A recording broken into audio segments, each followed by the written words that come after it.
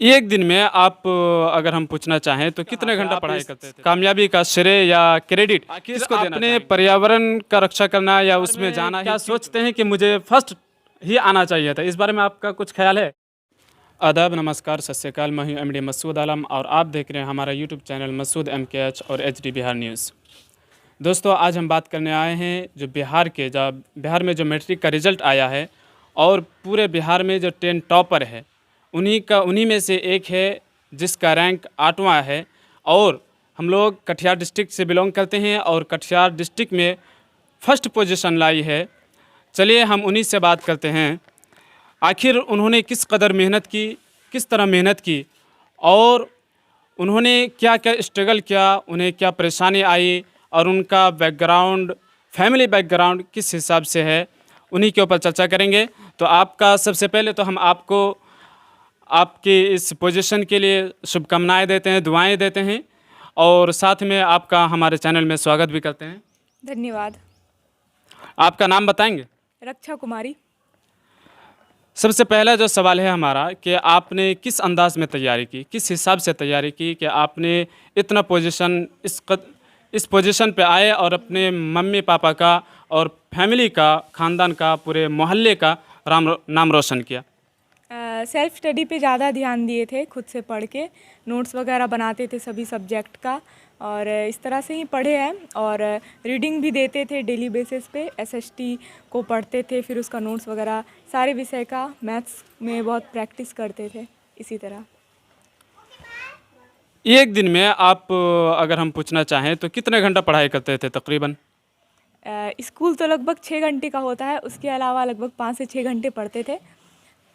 और जब स्कूल नहीं होता था तो दिन भर जितना समय मिलता था उसमें पढ़ाई करते थे। स्कूल के अलावा आपने कोचिंग नहीं किया क्या?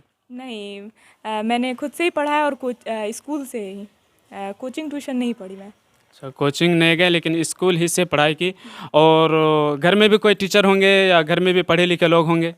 हाँ, मेरे पिताजी हैं एजुकेटेड, लेकिन खुद से ही पढ़ाई हो जाता था, मोबाइल वगैरह से देख के पढ़ लेती थी।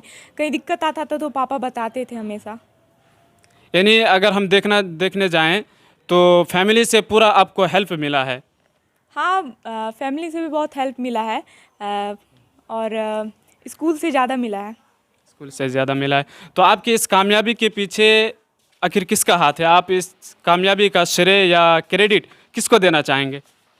क्रेडिट तो सबसे पहले खुद की मेहनत को देंगे, बहुत ज़्यादा मेहनत किए थे, और स्कूल को भी देंगे, घर को भी देंगे, सबको, यानी अपनी पूरे फैमिली को। और अगर हम पूछना चाहें, जानना चाहें तो आपका आगे का जो एम है, जो हदफ है, जो मकसद है, वो क्या है? मेरा जो आगे का मकसद है वो है पर्यावरण का रक्षा करना, उसका सेवा करना। आखिर आपने पर्यावरण का रक्षा करना या उसमें जाना ही क्यों चुना? क्योंकि ये एक बहुत ही ज़रूरी विषय है, ये हमारे जीवन से जुड़ा हुआ है, हमारे अस्तित्व से जुड़ा हुआ है, तो उसकी रक्षा हमें करनी ही चाहिए। क्योंकि हमारा हम लोग जो भी हैं वो उससे जुड़े हुए हैं, जो भी संसाधन है सब हमें प्रकृति पर्यावरण से प्राप्त होता है। तो और जो पर्यावरणीय समस्या है वो बहुत ही जटिल है, तो उस पर ध्यान देना ही चाहिए हमें। तो ये थी रक्षा कुमारी जिन्होंने पूरे बिहार में 8वां रैंक लाया और कटिहार का भी नाम रोशन किया फर्स्ट पोजीशन लाके। तो आइए हम उनके पिताजी से बात करते हैं। सर, आपका हमारे चैनल में बहुत स्वागत है और साथ ही में आपको भी बधाई देता हूं कि आपने अपने बच्चों के लिए इस कदर मेहनत की, पूरी तरीके से हेल्प किया और आपके बच्चे ने कामयाबी हासिल की। आप इस बारे में क्या कहना चाहेंगे? बहुत बहुत धन्यवाद आपका इतना ध्यान देने के लिए। तो इस सब पर काफ़ी ध्यान दिया हुआ है और स्कूल से भी काफ़ी मदद मिला है। जब इसको कोई दिक्कत होती थी तो हम बता ही देते थे, क्योंकि हम खुद सेवानिवृत्त शिक्षक हैं। तो हम पहले धनबाद में पोस्टिंग थे, अभी मैं रिटायर हो गए, कटिहार में चले आए अपने घर में। तो इसको जब भी दिक्कत होता हम बता देते थे और स्कूल के शिक्षक शिक्षिका लोग, मैडम लोग बहुत मदद किया है। और अभी थोड़ा देर पहले भी एक मैडम अभी फ़ोन कर रही थी, तो बोल रही थी कि घर खोज रहे हैं, नहीं मिल रहा है। तो फिर बोली कि अच्छा, बोली कि सोमवार को हम जाएंगे तो स्कूल में भेंट हो जाएगी। तो ऐसा है कि ये परीक्षा देने जब वहाँ सेंटर पर गई थी तो वहाँ मैडम लोग भी वहाँ पहुँची थी, जबकि आमतौर पर ऐसा नहीं होता है। क्योंकि शुरू से ही मैडम लोग को, सर लोग को इससे आशा था कि यह बढ़िया रिजल्ट करेगी, इसीलिए सेंटर पर भी जा कर के इसको शुभकामना देने के लिए इनका मैडम सब वहाँ गई थी। तो ऐसा जल्दी होता नहीं है कि सर लोग सेंटर पर सर लोग नहीं जाते हैं, लेकिन इसके विषय में वहाँ मैडम लोग भी गई हुई थी। जो सबको आशा था सर लोग को, मैडम लोग को, कि ये अच्छा करेगी, तो जितना आशा था मैंने उसको पूरा किया है। खूब बढ़िया रिजल्ट किया है, सब बढ़िया से। वो लोग काफ़ी मदद किए हैं, हम भी मदद किए हैं। और दूसरा है कि इसके पढ़ाई में विशेषता ये रहा कि जब इसको मौका लगा तो स्कूल से घर में पढ़ा है, और पढ़ाई से उठवाने के लिए हमको बोलना पड़ता था। हम पढ़ाई से उठाने के लिए बोलते थे कि पढ़ाई को ब्रेक करो और कुछ नाश्ता वास्ता कर लो, कुछ खाना वाना खा लो, शरीर में एनर्जी रहेगा, नहीं तो भूखे प्यासे जो है ना तो मन नहीं लगेगा, माथा चक्कर देगा, ठीक से पढ़ नहीं पाओगी। इसीलिए उठने के ये बोलना पड़ा, ये नहीं बोलना पड़ता था कि तुम पढ़ने के लिए बैठो, पढ़ने के लिए बैठो, हमको नहीं कहना पड़ता था। हम इसको कहते थे कि पढ़ाई ब्रेक करो और कुछ खा पी लो तब फिर पढ़ने बैठना। यानी अपना खुद का एक जुनून था कि हमें कुछ ना कुछ करके दिखाना है, हमें कुछ ना कुछ पोजीशन लाना है, चाहे कटिहार टॉपर हो या तो फिर बिहार टॉपर हो। लेकिन मैं ये पूछना चाहूँगा आपसे कि आप बिहार टॉपर 10 टॉप में 8वां नंबर लाए, 8वां रैंक आया आपका, तो आप इस बारे में क्या सोचते हैं कि मुझे फर्स्ट ही आना चाहिए था? इस बारे में आपका कुछ ख्याल है? मेरा मानना है कि जिस हिसाब से मेहनत किए थे और जैसा कॉपी वगैरह का उस हिसाब से सही है। और बेहतर करते तो और अच्छा आता, तो मैं संतुष्ट हूँ अपने रिज़ल्ट से। तो ऐसा कोई पछतावा नहीं है कि कुछ गलत हुआ। तो फर्स्ट भी आ सकती थी, लेकिन मुझे पता है कि मुझे उसके लिए और ज़्यादा करना चाहिए था, थोड़ा कम था उसके लिए। चलिए और एक चीज़ जानने की कोशिश करते हैं कि जैसा कि रक्षा कुमारी को भी बोर्ड बुलाया गया था, आखिर वहाँ पे बुलाने के बाद क्या हुआ उस बारे में हम उससे पूछना चाहेंगे। आखिर आप वहाँ बोर्ड पे गई थी ना? हाँ हाँ। वहाँ पे क्या कुछ हुआ आप हमारे दर्शकों को बताएंगे? पहले हमारा इंट्रोडक्शन हुआ था, कैमरे के सामने हमें अपना परिचय देना था। उसके बाद फिर हम लोग इंटरव्यू के लिए गए थे, तो वहाँ बहुत सारे शिक्षक थे, सभी विषयों का इंटरव्यू लिया गया और सभी जो थे शिक्षक बहुत अच्छे थे। मतलब कि वो बहुत ही मिलजुल कर व्यवहार कर रहे थे, ऐसा बहुत गंभीरता नहीं था, वहाँ माहौल ठीक था। और फिर सभी सिलेबस से ही पूछ रहे थे, कुछ अलग नहीं पूछे, सिलेबस से ही पूछे और चेक कर रहे थे कि हम कितना जितना कॉपी में लिखे हैं क्या सच में वैसा है कि नहीं है। यानी स्टूडेंट्स को जांचना चाहते थे कि आखिर कॉपी में जो लिखा गया है उस हिसाब से वो तैयार हैं कि नहीं।